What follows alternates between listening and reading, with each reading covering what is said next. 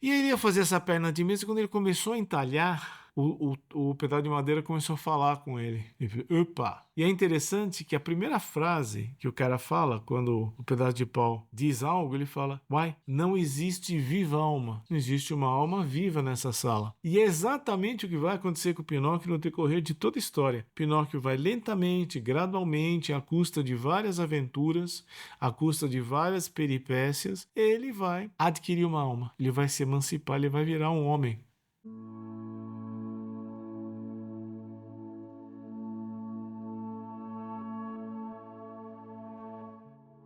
Olá, tudo bem? Muito obrigado por estar com a gente aí nesse vídeo. Nós estamos aqui mais uma vez. Vamos dar continuidade então à nossa série sobre pais, paternidade, né?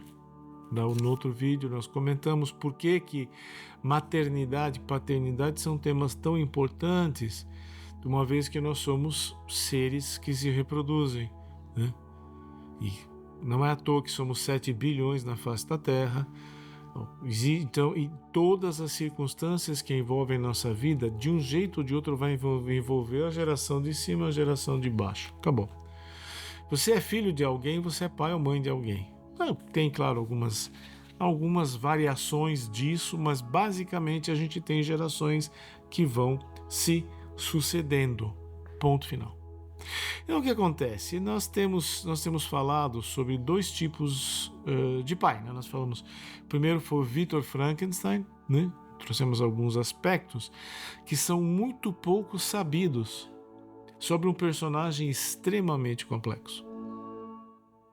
E hoje nós vamos falar um pouco sobre um outro personagem também envolvido na geração de vida, na produção de uma geração abaixo, que é o Gepeto. Ok, você pode dizer, Gepeto é um livro infantil. Não, sequer foi escrito como para ser um livro. Ele foi escrito para ser um suplemento, uma série de contos, suplementos dentro de uma revista. Não tinha a ambição do livro da Mary Shelley, do Frankenstein. Então, nós obviamente temos percepções da psicologia do personagem bastante diferentes. Mas antes da gente seguir nesse papo aqui, convém lembrar para você, por favor, já agora dê um like nos 3 Cs. Curta, compartilhe e comente. Se você quiser, você pode comentar de onde você está assistindo o nosso vídeo. Isso mapeia um pouco para a gente a nossa audiência e também fortalece o nosso algoritmo. Semelhantemente, também aparece chave Pix e aparece um QR Code nos nossos vídeos, através dos quais você pode colaborar com o nosso projeto, se você sente que os nossos vídeos são importantes e se você gosta do nosso conteúdo.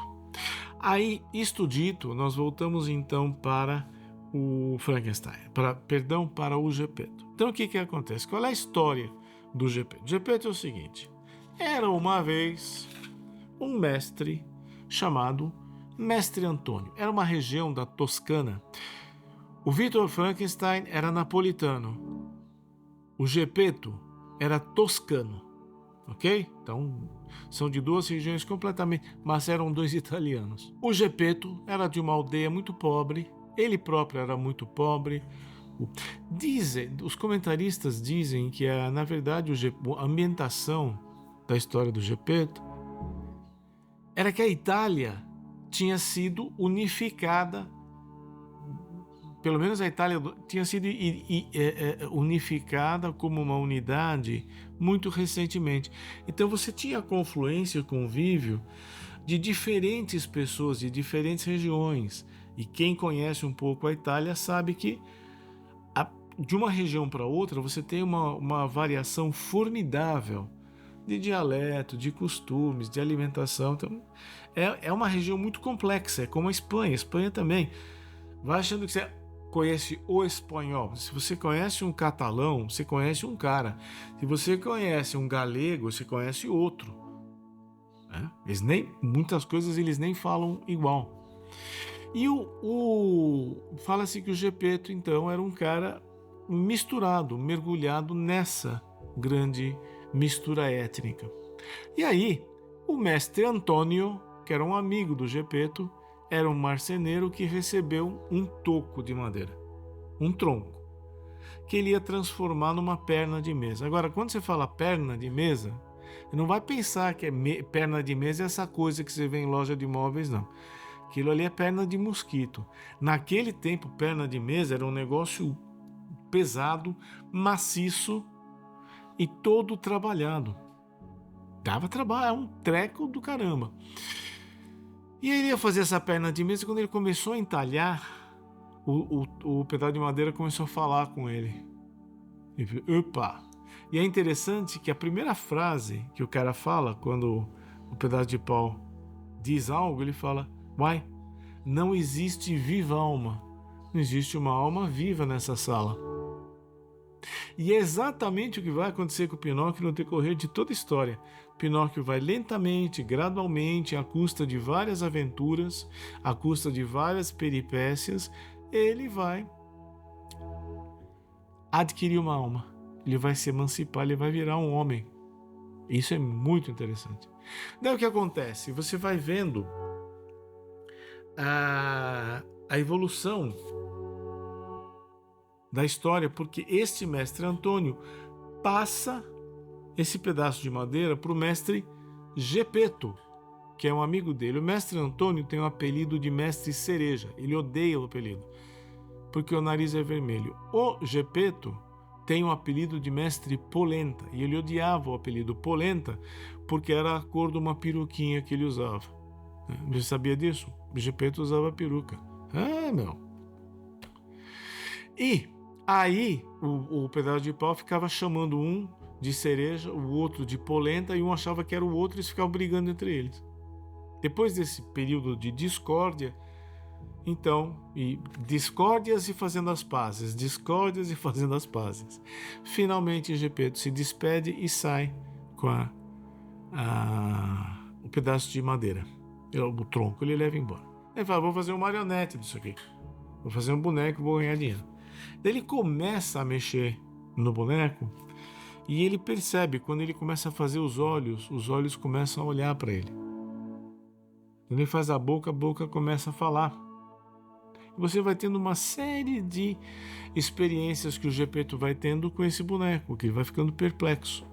Até que, por fim, Gepeto decide dar educação a ele, criá-lo como filho. E o Pinóquio chama de Pinóquio, e o Pinóquio começa a chamá-lo de pai. E diferentemente, uma vez eu ouvi alguém falar que o Pinóquio do livro é um Pinóquio meio sombrio. Não, sombria era a criatura do Frankenstein. Aquela é sombria. O Pinóquio era travesso, ele era traquinas, ele era moleque. As coisas que ele fazia eram simpáticas, não batiam na gente como uma coisa malévola, maliciosa. Ele não era malicioso. O que ele estava era aprendendo a lidar com a cultura. E foi o que o Gepeto se prontificou a fazer, ajudá-lo a conhecer a cultura e entrar na cultura em que ele estava banhado, né? Então, era um boneco extremamente travesso, mas de boa índole. O tempo inteiro ele era de boa índole. O tempo inteiro ele era amoroso com o Gepeto. Era malandro, sim. Mas era malandro sem querer fazer sacanagem. Ele era picaresco. Se você conhece Pícaro da Ópera do Sabão, é aquilo lá. É malandro, não gosta de seguir muito as regras, mas não tem malícia com isso, não pretende fazer mal a alguém. É claro que isso é altamente discutível, se existe alguma norma de convívio que não esteja aí para poupar que alguém esteja prejudicado, isso é outra história. Mas o fato é que ele não era primariamente malicioso, ele não iria lá matar alguém como a criatura do Frankenstein fez, ou alegadamente fez. Enfim, o que nós vamos vendo assim aos poucos, e tem no livro tem toda aquela história, vai para uma ilha que todo mundo começa a ficar burro. Depois, um outro episódio, ele encontra, o cara tem um jumento, ele descobre que o jumento é um amigo dele que nunca voltou de ser jumento. Aí ele foi empanado para ser frito que nem peixe. Foi parar na barriga do... Tem tudo isso daí. Ele era valente. O Pinóquio não era covarde. Tem uma situação em que ele briga com uma ganguezinha de 5, 6 crianças. Ele se atraca. Ele troca pontapés, ele troca chutes com as outras crianças. Ele briga, isso por horas. Então ele não era uma criança que recuasse. Ele era intrépido, ele era destemido, por assim dizer. Bem, o que vai acontecendo aqui e acolá, o Pinóquio, por fim, acaba tendo que acudir o Gepeto. Gepeto sai para buscá-lo, sai para socorrê-lo e acaba precisando ser socorrido na barriga do peixe. Precisa dar uma lida. O peixe era gigantesco. Aí, por fim, Pinóquio consegue trazer o Gepeto de volta. Repito, depois você lê o livro se você tem dúvida. Mas Pinóquio traz ele de volta para casa. Gepeto já é de idade. Lembra que Gepeto se meteu lá com o pedaço de pau porque ele queria ganhar dinheiro com um marionete de circo. E por fim, Pinóquio começa a prover para o pai. E ele começa a cuidar do pai. Então a relação muda. Em vez de ser um maroto, que o pai precisa correr atrás o tempo todo para não fazer besteira, ele passa a ser alguém que começa a cuidar do pai. Essa é a emancipação das gerações. E aí, o que acontece? Um dia, de manhã, quando ele acorda, ele percebe que ele está num corpo, ele tem um corpo de menino, ou de homem, que seja. Ele olha para o lado e ele enxerga, numa cadeira próxima à cama onde ele está, ele enxerga um boneco. Ele enxerga o boneco que era ele. E não era um bonequinho bonitinho, não. Era uma tábua, mais ou menos assim, tá? Com uma perna aqui, um braço aqui, uma cabeça, e aqui em cima você puxava esse conjunto. Isso era o Pinóquio. Não era uma coisa bonitinha com calça de suspensório, nada disso. Era uma coisa bem tosca mesmo.